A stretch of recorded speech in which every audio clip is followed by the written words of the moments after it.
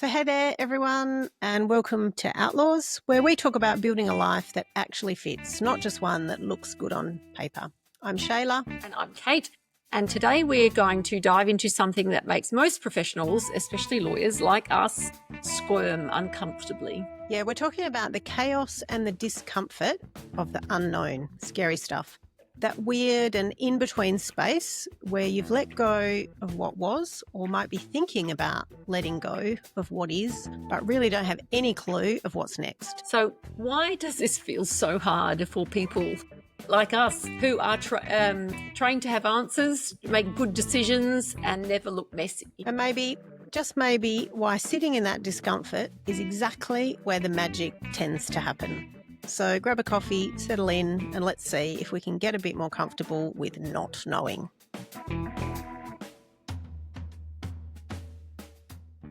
So why did we want to talk about discomfort, which is uncomfortable? We don't want to talk about uncomfortable things, but this is something that when you speak to a lot of people, and it's certainly something that we've both experienced ourselves, it's so very uncomfortable when you don't know exactly what path you're on or what's next. Yeah.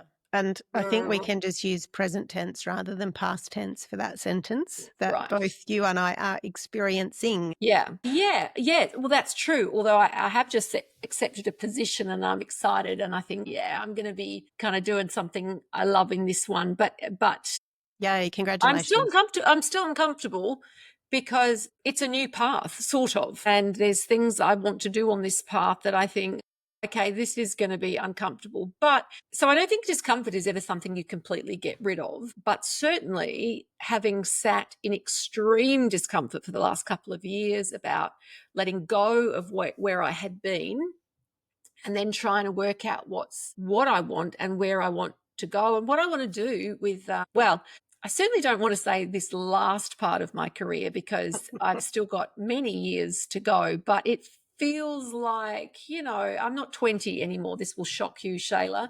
I am shocked. Yeah, I know, because here you were thinking you were talking to a recent grad. I was. But no, what am I going to do? I want to make this bit count. What is that going to look like? What am I going to say yes to? What am I going to say no to? What does this recent yes involve? What does it mean I'm going to have to say no to? So look, it's still not worked out by any stretch of the imagination. And I suspect feeling comfortable is a bit of something we might lure ourselves into thinking we're comfortable. Mm. So I wonder if there's such a thing as true comfort. And that if we feel comfortable, whether we're not just lulling ourselves into a false sense of security. But certainly when you are thinking careers and thinking you've been on this path, you're trying to change, there's no book or there's no guidebook necessarily for what you're going to do next. It is exquisitely uncomfortable. Exquisitely. I entirely agree with it being described like that. It's exquisitely uncomfortable. Viscerally, massively. I love that word. But it's like, ew, I even talking about it because, as I said, I'm not quite as uncomfortable as I was, but it's and trying different things, right, is it's hard. It's like, I think that, and I don't think it's just us, which is why we wanted to talk about it, because you speak to everyone. Yep. And it seems to be the same for everyone, this acute discomfort and worry when you can't figure out what's next. And that might be when you have already maybe left a role, whether or not, that was by choice or for some other reason, whether or not you've left a role or whether or not you're already in something and you're, it's not feeling quite right, but you don't know what's next and you're searching valiantly for this next thing, but you don't know what it is, right? So I remember when I left work by necessity because I was so unwell, I took initially 6 months off to try to get myself sorted out. I say that in inverted commas, get myself sorted out, which was to rest and to try and resolve my pain. And I spent all of those 6 months panicking about what I was going to do. Was I going to go back to the thing where I was? Was I going to try something else, but I didn't know what the other thing was? The level of anxiety that I had during that period was so counterproductive to what I was supposed to be doing. And I can't even tell you the energy that I spent on trying to work out that question. And eventually I landed on, well, I didn't, again, in inverted commas, get better in those 6 months, probably because, I wasn't really resting in the sense that I was spending so much time agonizing and kind of searching for what the next thing was. And I did decide not to go back to that role. And so I resigned at that point, but then entered a new phase of, well, now what are you going to do? Yeah. And it was so uncomfortable and it was so energy sapping because every day I would get up and go, okay, we're going to figure out the answer today. Today is going to be the day that we figure out the answer. We're going to research this. We're going to research that. I'd spend all my time on LinkedIn and Seek and trying to find jobs that, would suddenly jump off the page at me and go, there is the answer. And it just never happened. And so it was incredibly painful for me. And I remember I went to a function maybe about a year or so after I'd originally left work, and I'd found a way of describing what I was trying to do in a way that I thought was palatable to people. I was still very concerned about what people were thinking about the fact that I wasn't working. But so I'd come up with this way, and I still describe it like this actually, is when people say, oh, what are you doing, Shayla? I'd say, oh, I'm trying to figure out what I want to do when I grow up, which was genuinely true. I mean, that's very true, but it also felt legitimate, I guess, in some way, shape or form. And I remember I went to this function and I said to people, this is what I was doing, but I said, but I'm also still struggling with a lot of pain. And so I'm also just trying to take it easy. I'm, very limited in what I can do. And someone said to me, oh, so uncomfortable being in liminal space, isn't it? And I hadn't heard that term before, liminal space. That Great was, expression. that was new to me. Mm. And they explained to me that what liminal space was essentially the space between two things. So in architecture, often it's described as hallways. Oh, yep. And so you're kind of in this middle space Yes. when you've maybe left one thing but haven't yet arrived at your next destination. I've heard it described, and this is Martha Beck, who's we might have talked about before, I can't remember, but an author, a lot of really fantastic books, actually, The Way of Integrity, I think. Anyway, so many. I'll again put links to Martha Beck's work in the show notes, but her way of describing it is as like the caterpillar. When the caterpillar builds a cocoon, and then they actually turn into sort of this kind of gel. So they're not caterpillars anymore, but they're not yet butterflies. They're in this sort of liminal space, as you said, and that's where I first saw that, heard the expression liminal space. They're kind of in the in-between stage where they haven't emerged into what they're going to become, but they're no longer what they were. Goop. And I guess it's caterpillar goop is the caterpillar goop? Is that the technical scientific term? I'm not sure. I think so. I think we should adopt that. But I think it's actually a psychological concept, liminal space, because I remember coming home that night and going, oh my goodness, there might actually be an explanation of, where I am and why I'm so uncomfortable. And so then madly Googling it and reading, exactly that it is a psychological concept, that it is very uncomfortable to be in that space. And for some people, way more uncomfortable than others.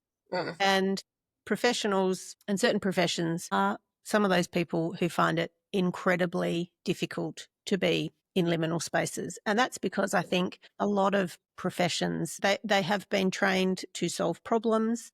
They have been trained, to be able to answer questions quickly and with efficiency. And it's very uncomfortable when you can't do it. And when you have uncertainty that you can't solve, that then feels like you've failed. Yeah, right. The brain does not like ambiguity. No. You want to know what's going on. And obviously, I can't relate to this at all as perfectionists. We can think things through. We can just nut it out and get an answer. And sometimes there isn't an answer. Sometimes sort of things just have to kind of evolve, right? And so sitting in that ambiguity it almost feels morally wrong. Like, well, hang on, I'm a perfectionist. I can get the answer to this. I can nut this out. It feels like you're being sloppy, irresponsible, not trying hard enough. Yep. Exactly. Yeah. And having been in it, I was trying so hard. Far out was I working hard to try and solve those problems. And the answer just would not come. Yeah. I could not solve it. Yeah. And I think the harder I worked, almost, the worse off I was. Mm. And the problem is that when you are then in that space, when you're already working very hard, and we've sort of talked about this a bit with a couple of our guests around, you know, that pull back into familiar territory. So Yeah. if you're trying to go in a different direction, it's quite difficult to push back on the familiar, right? It's quite Yes. easy to go, let me go back to that. Actually, I Yeah, know right. that. And I know that one. And so tempting because it feels certainty. And I do think, you know, sometimes like a bad answer is better than no answer. So you're like, yes. well, I don't like this. Why don't I just go back? Why don't I just revert? And yeah. Yeah. And it is and also the problem is that is when, well, the familiar lands are where the opportunities come from, right? Right. So people know you and they think of you for different things and they call you up and they go, "Oh, you know, do you want to think about this or this?" And when you're sitting there, almost, you know, imagine yourself in a pool where you're just flapping around, not really swimming properly, and someone kind of throws you in a life raft, you're just so tempted to go, yes, let me just take that. Yeah. Because actually, you know, that gives me some certainty that I'm not going to drown. If I stay in this pool floundering around, who knows how long I'm going to flounder around in this pool for. And so you just jump at certainty. And I said to Solari Gentle when we were interviewing her, she said, when I asked her, when she was explaining, you know, how she was in a lot of uncertainty and trying to build an actual income from her writing. And I said to her at that point, were you tempted to go back to law? And she said, no, I was never tempted. And she, as writers do, made some beautiful poetic statement about, I can't tell you, in fact, how writing to me is like breathing or something like that. Yeah. And I said to her, I feel like that shows immense strength of character when you're in that incredible discomfort and the life rafts are being thrown to you and you are just able to go, no thanks, just, you know, just leave that floating there. I'm going to keep floundering around in here and, you know, I'm confident that I will figure it out. That's true. Although, to be fair, she did have the difference. I think there is a difference between what you're describing and what Solari was talking about, is that she had a thing. Yes. Writing to her was, she just was not going to give that up. Mm. I think it's different sometimes if we're in the situation you had essentially a medical, your body was saying to you, you've got to stop. And you had to stop. And you had to stop before you really had a chance to know what that other thing was. So there's a slightly different timing issue there, isn't there? Yeah, you are probably right about that. That Probably, Shayla? yeah, I was I was forced into something, and maybe didn't have time to consider it in the way that I wanted to. So I think the other thing for me was I was and still am quite limited by the medical issues that I have. And still, even when I was so limited by those issues, I was still looking at jobs that I actually physically could not do and contemplating them. Right. And thinking to myself, well, if you were to just toughen up a bit, then, you know, maybe you would be able to do that. And maybe you could just, you know, take more medicine to help you get through the day, or, you know, the things that I was thinking about doing were just actually not even physically possible for me. And yet, because I was so uncomfortable, I was considering them. Yeah, right. Yes, because the physical pain sounds like, it's like, oh, well, at least I can sort of take something to navigate the physical pain, because I'll just dose myself up rather than actually sit with this. Yes. I mean, you know, I don't want to minimize other incredibly difficult things that people go through in their lives, but it feels like a bit of an anguish that you kind of sit in, where you are just, you feel very powerless in the Yes, situation. right. Yeah. So I floundered around, and I remember there was one particular job that someone suggested to me that I should apply for, you know, a full-time, quite big job. And, you know, I actually considered it for a couple of days, and I spent quite a lot of time trying to justify to myself in my mind what I would be able to do to manage the restrictions that I have, and, you know, how I would do that and why it was a good idea. And maybe I could just do it for a few years, and then that would mean that I could take something on lesser after that. And there was this whole justification process that I went on. And then I remember just kind of having this flash of clarity at some point. Maybe it was because I'd seen my psych. And she sort of said to me, "Do you want to do that job?" And I said, "No, I don't want to do it." She said, "Well," That's hardly the point, psych. Thank you. Like what's that got to do with anything? and so it was a bit, yeah. And so that allowed me for that particular job to go, "Oh, no, I don't want to do that." Okay. Or, and I was. What a revolutionary question, though, right? That you hadn't obviously even, do I want it? Yeah. What? It's, I know, because and we talked about this a bit when we talked about the different rules that we've unlearned.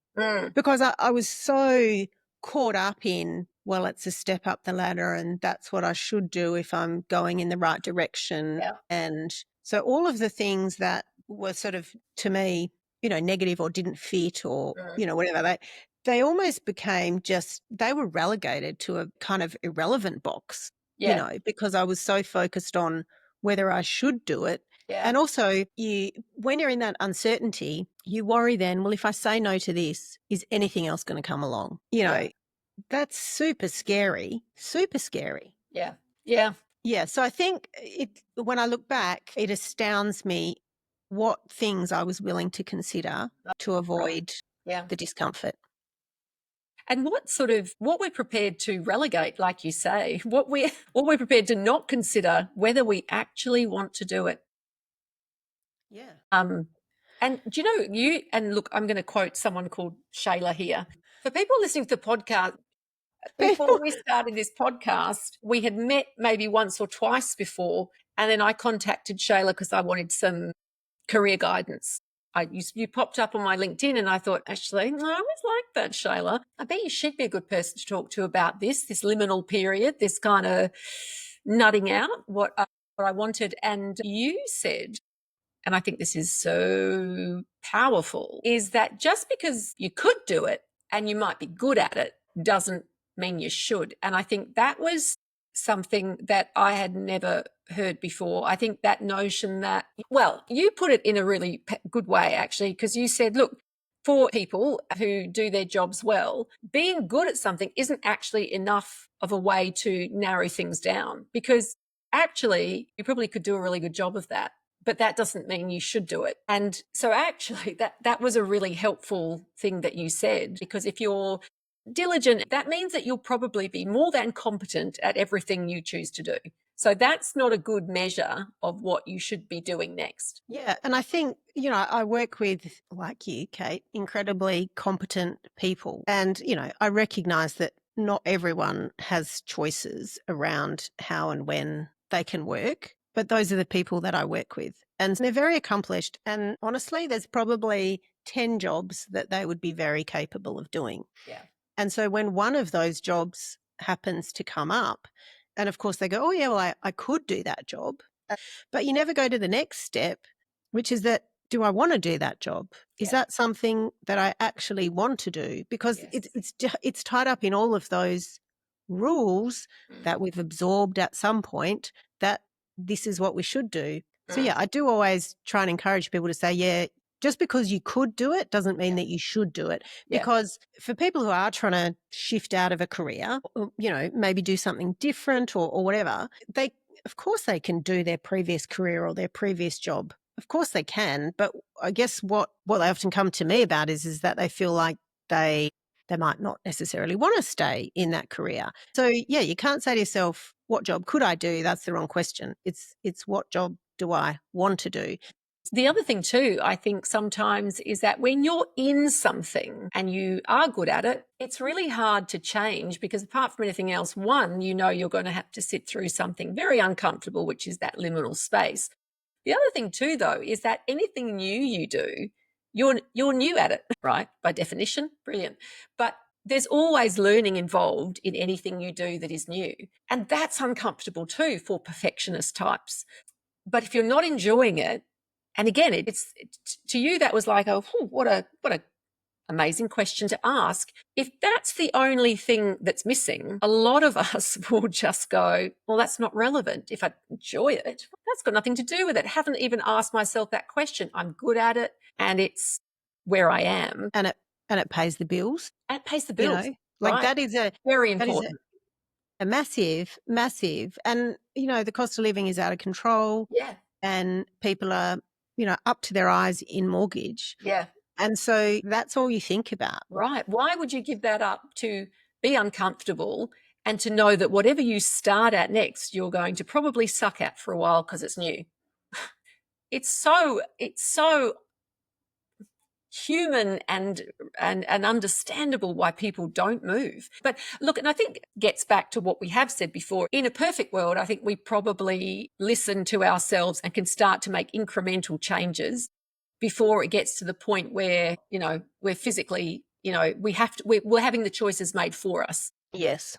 You know, so, and that's, I guess, one of the other reasons we wanted to talk about this too was so the more time you give yourself is the more time you have the likelihood of making that change incremental and almost non-catastrophic. Not that Yes. anything's catastrophic, because I think things happen the way, I do generally believe things happen the way they're meant to. But I mean, it felt pretty catastrophic when I yeah, was in yeah, it, you know, that I felt like I was letting everyone down. yeah. No, and I get that. And what when I say it's not catastrophic, it was a catastrophic thing for you Yeah, at that yeah, time. yeah. So I didn't want to underplay it. But of course, it has No, not no. been a catastrophe. It was the thing that put you on the path to fulfillment, happiness, etc., etc. And I suspect, if I could speak for you, you would not have wanted that to have happened. But perhaps if you could redo it, you might have started listening earlier. Yeah. And I think, Or yeah, listening to yourself earlier, I mean. I think it probably had to happen in the way that it did because of Right. who I am. You know, that's just the reality. But I What's think, that great line? If you can't be an inspiration, at least be a warning to others. well, exactly. I think I'm definitely that. I think going back to the perfectionism, I think, is what makes this space where we don't know what we're doing Mm, quite uncomfortable, and also puts additional pressure on us to feel like whatever decision we make has to be right. right. And again, I think Fiona McClay, when I was speaking to her, she's talked about the idea of, you know, trying different things. I think that that's so true, that we just have to try things. And one thing that my psych says to me and has said to me many times is she's struck by how black and white I am. And we've talked about how that comes probably from my profession. And again, I don't think that this is something that is just law, but many professions live in a world where there's success or there's failure, Right. there's right or there's wrong.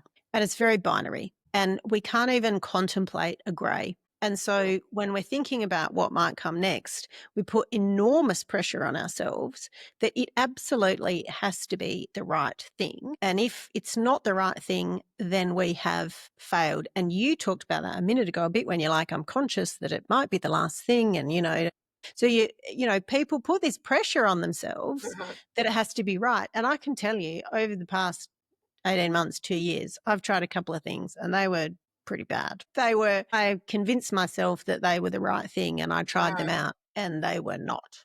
Mhm. And so that for me was, you know, that was really difficult because I had built up all this courage to try this new thing and to step into a space that I wasn't quite sure of, and convinced myself that, you know, it would be fine and I would be fine.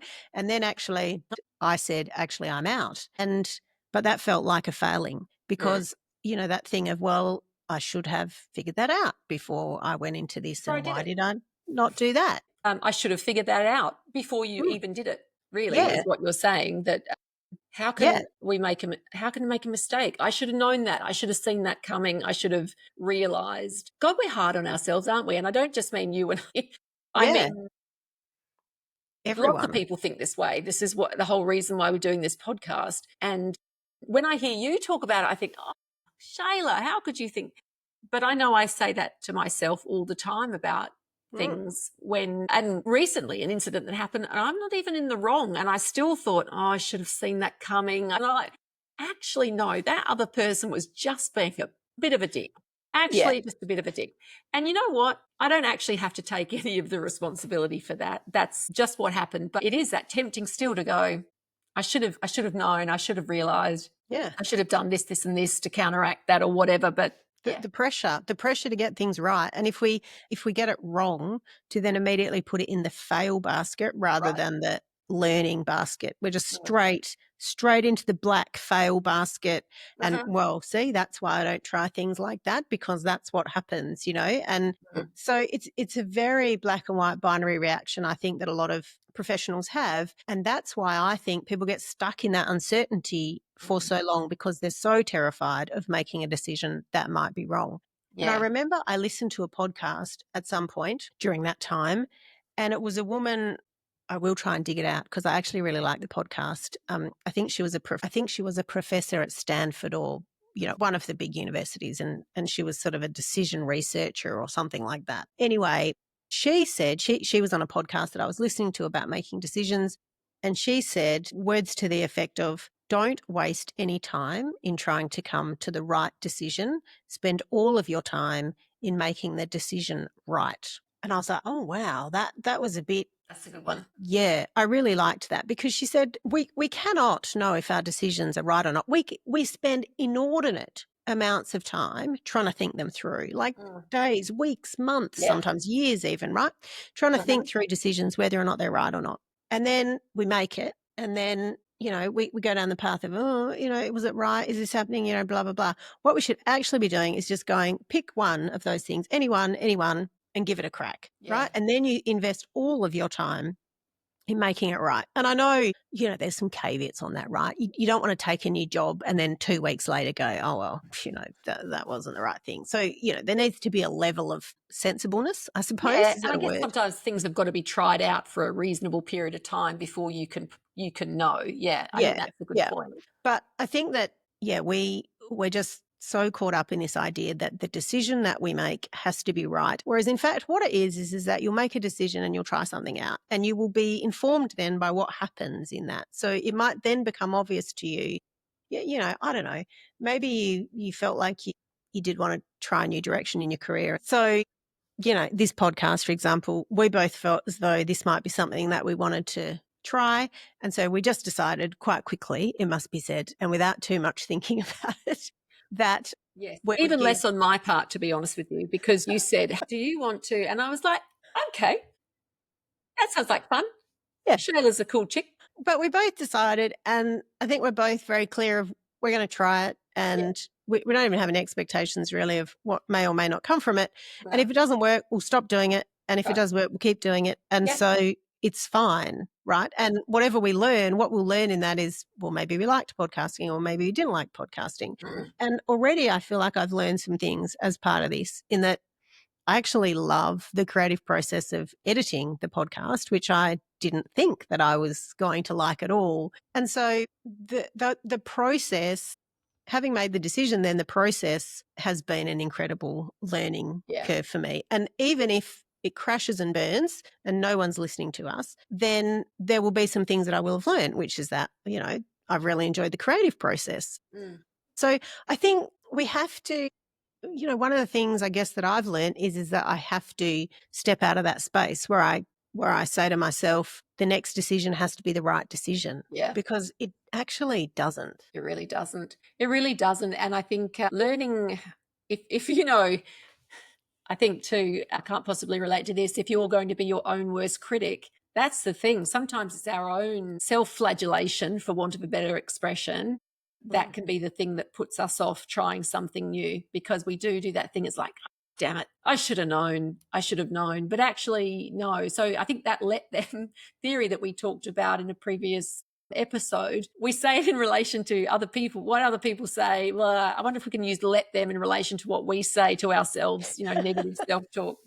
Let that other person say, like, let that other voice in my brain say that. It's a good We're idea, going to do that. actually. That's well, actually, right. That's the lizard brain, right? The sort of the fear-based brain that's trying to protect you, doesn't want you to look stupid, doesn't want you to get hurt, all that kind of stuff. So Yeah, and I really like that idea. Actually, it is uh, that let them to, the voice in your head, let them think whatever it is that they want, because yeah. the voice in your head is always sort of I guess, a collection of things that you've heard in your life from actual real people at some point anyway, right? That you've just then internalized and constantly yell at yourself in your head. So, I think that might I'm be a not sure useful way. anyone in I think that's probably true too, but I'm not sure there's anyone in my life who's spoken to me as harshly as the voice in my head speaks to me sometimes. So, Yes. so I don't know.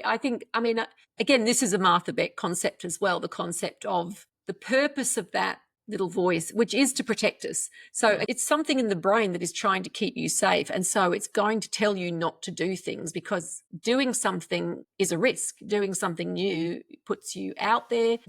I've read a bit of stuff about internal voices actually, and I think you're right. I think everyone's internal voice is the most harshest critic that you can ever come up with.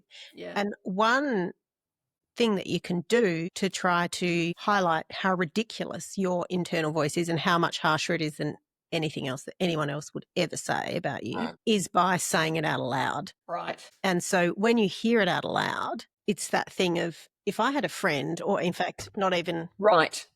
if I had someone in my life who spoke to me like that, I'd get rid of them. Right. I'd go, I don't want to be around you, off your toddle.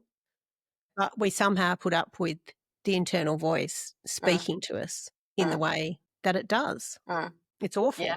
So tell me, do you have an example of like something that you did without a plan that taught you lots of things? Well, gosh, look, the most recent example was a couple of years ago. I left my job. I just had a very strong sense that it was the right thing to do. I'd come very close to a big job actually that I'd applied for on a bit of a whim, not really thinking about it, and was very surprised to get very, very close to getting it, which I think actually made me just go, oh, so I could do other jobs. I could do other things. I had not expected that to happen. And so I think at the time I'd been in the role that I had been in for about 12 years. And I just thought, you know what? I just felt it was time to do something different. Yeah. The job that I'd sort of come close to, I realized fairly quickly that it wasn't for me, but I still, when I was contacted and asked if I would be interested in applying, I did, even though I knew it probably wasn't what I wanted. Again, it was assured, it was but I might be good at it. But I thought, no, I don't think that's what I want. I did apply for a job that was basically my old job, for the wrong reasons. And I knew, I knew it wasn't the right thing. I didn't end up getting it, which was uncomfortable. Well, uncomfortable, but you know what? Such a blessing, because I knew that I was just kind of doing it because it was the urge to revert. I think it was about comfort. It was about reverting. I had a knowing in the pit of my stomach that I did not want to know that it was just about reverting. But had I been offered it, I would have taken it, because I thought, oh, it's not A, then it must be B, which B being my old job. Because you didn't want to be uncertain, right? You were you just wanted an answer. Yeah, I just wanted an answer, and that had popped up. So I thought, that must be it. That must be my answer. As it turns out, again, very uncomfortable period of time, thinking about, what do I want to do? But yeah, so I've just accepted a position which I'm excited about. And look, who knows if that's going to work out? You don't know. I'm feeling very optimistic about it. I'm very excited about it. So the liminal period, well, at least for now, is over. But man, I can tell you, sitting in it, very, very uncomfortable. That was obviously a really difficult process for you on a number of levels. What do you feel like that process taught you? The door that closes is, just as good sometimes as the door that opens, and that generally things work out the way they're meant to. I actually do believe that too. But learning to trust that and sort of, it's easy to believe that when things are, everything's great things happening. When it's tricky and this period of then going like, okay, well, I know it's not A or B. And for quite a while, I had been thinking, oh, it's A or B, it's A or B. What do I want? What do I want?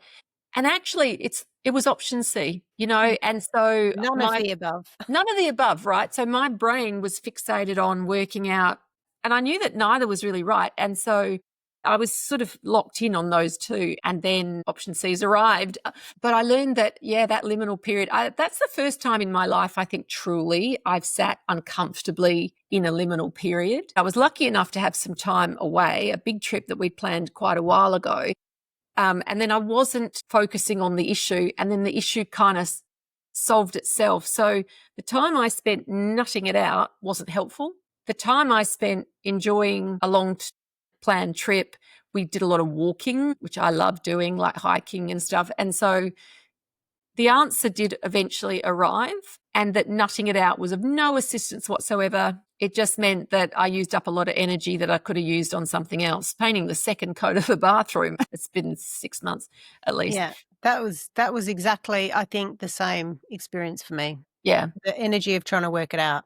Yeah, it doesn't I help. feel And I'm accepting that sometimes my husband said to me, I think you're just meant to sit in this discomfort for a while. And as I said, we've said this before, there is an immense privilege in having a supportive partner and the ability to do that. And that's just the stage of my life that I'm at, that not working for 4 or 5 months has not been a huge issue. And that is what an incredible good fortune that is. So I don't want to downplay that, but it's, but it was horrible, but just not knowing.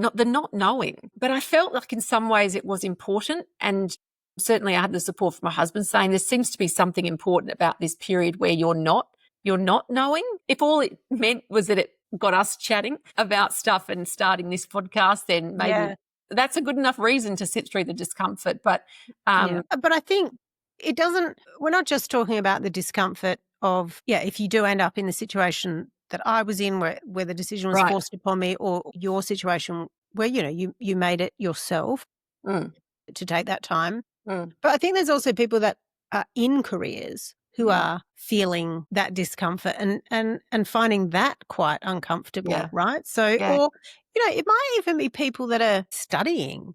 Students, you've talked about that before, students who feel as though they've committed to something and then actually it doesn't feel right, but they're not quite sure what they should be doing instead. And so they kind of just stick with the thing that's familiar or that they're doing, and because they don't know what's next. Or hey, can I read you a quote? Yeah. Because I collect quotes, and I know you do too. And this was a quote I heard where Liz Gilbert was being interviewed, and she, a very well-known author, she wrote Eat, Pray, Love. But I saw her being interviewed, and as I said, I just caught this clip, and it was so good, this quote. It was, "Don't rush through the experiences of life that have the most capacity to transform you, and the ones that tend to do that are the most painful. So our instinct, because of our deep historical and evolutionary desire to avoid pain and suffering, is to skate through those as fast as we can, but there are treasures waiting for you through the living of those experiences. You're in the crucible, and when you come out of the crucible, you're going to be a different person, but you have to contribute to that transformation by showing up for it."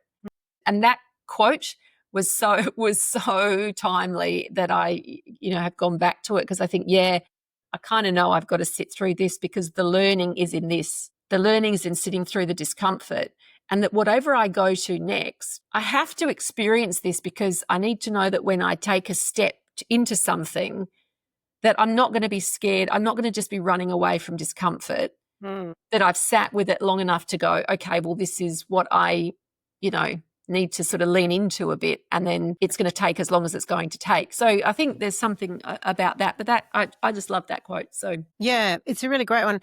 But I think that's a really good question, right? Because so I agree with you. Where I landed eventually was just sit in the discomfort, try to back off from the constant searching and trying to find the constant answers. And actually it was at that time then when I felt like the answers kind of slowly came, when I wasn't trying so hard to find them. But your point then around, like, how do we tell the difference between discomfort that's like protective, that kind of a gut instinct feels like it's not quite right kind of feeling, versus discomfort that's just a fear of change? And it takes a bit of work, I think. It does. It does. Yeah, it does. I'm trying to think about that from my own experience, and I can only really think to describe it physically. So the little voice that I think is a true voice, sometimes feel like it's a download from here, or it feels like really low in the gut, and sort of the fear of change or something. I don't know. This is so weird. This sounds so weird. And I don't know why I'm describing it this way. It feels sort of higher up, somewhere around a bit higher up in the chest. That's what it feels like for me. The knowing that I was moving in the wrong direction was persistent. I chose not to listen to it, and I didn't want to listen to it, but it was very low down in the gut. I was like, shut up whenever I'd feel it. Yeah, I think and I don't know that I'm far from having perfected this, trying to figure it out, to be very clear, but I think I will often find myself going into a bit of an internal debate about, why I should do the thing. Yeah. When it's the wrong thing to do almost, because so for example, the couple of those jobs that kind of came my way, or people suggested that I should apply for them, I found myself internally going, okay, well, yeah, I mean, well, yeah, I could maybe do it for a couple of years and I could make it be okay. And so I was trying to convince myself sort of almost to do it. Whereas other things where, it has, I guess, just in my gut, just felt more right. It was almost the opposite, where I'm trying to convince myself why not to do it almost, like, again, going back to this podcast, like, Shayla, you know nothing about podcasting. Who's going to want to listen to you? Like, be realistic. Just because you want to do this doesn't mean that it's a good idea. Like, it's almost like it's the reverse. And so in some ways that has become a bit of a sign to me to go, well, do you know what? Maybe just jump into the unknown. Maybe just do something that, you have no idea how to do. And you'll probably be able to figure it out. And if you don't, then you'll learn stuff along the way and it's going to be okay. And that, I feel like, is what I've learned out of this process. But I'm still, when different opportunities come my way, is that right? Is that wrong? And constantly weighing it up, I think you're right. And I think everyone has their own internal system. And I mean, I think I have a fairly well-developed internal alert system. It doesn't mean I'll listen to it. Because if it's inconvenient and my head is going, no, I certainly didn't act on that feeling I had, which is like, I don't think this is the right thing for me. And I was like, that is inconvenient. Yeah. Look, again, we're doing this podcast because we don't have answers, right? We've said that all along. We just have the questions. This is a really big question. What do you trust? How do you make these decisions? We're asking the questions. I don't know the answers. And I think all really that we wanted to get across with this particular episode is that we're still asking the questions. We think you probably are too. We think there's a whole heap of people who are feeling that, the discomfort of the unknown. Right. And just really to say that, we've spoken to lots of people about it and apparently it's pretty normal. So don't worry if you're in it and don't try and get out of it, but actually just try and get more comfortable in the discomfort, because I think both of our experiences is that probably is a bit more where the magic happens rather than when you're desperately flailing around and grabbing every life buoy that comes your way. In my experience, that's not where the answers lie. Absolutely. And discomfort isn't always a danger sign. I think that's another one too, isn't it? Sometimes it's just new, and new can feel weird. And I don't like feeling weird. I just like feeling comfortable and safe. But the good things come from that. Yeah, exactly. So thanks for joining us today, Outlaws. We hope that it's been useful. If it has, could you let us know on one of the channels, which you can find us on, social media channels, or send us an email as always. But certainly what Kate and I've learned is that not every decision has to be right. Sometimes you just have to make one. And the point isn't really to figure it all out. It's just to learn as you go. Yeah, and to have some sort of, reassurance that everyone taking those first steps feels the same way.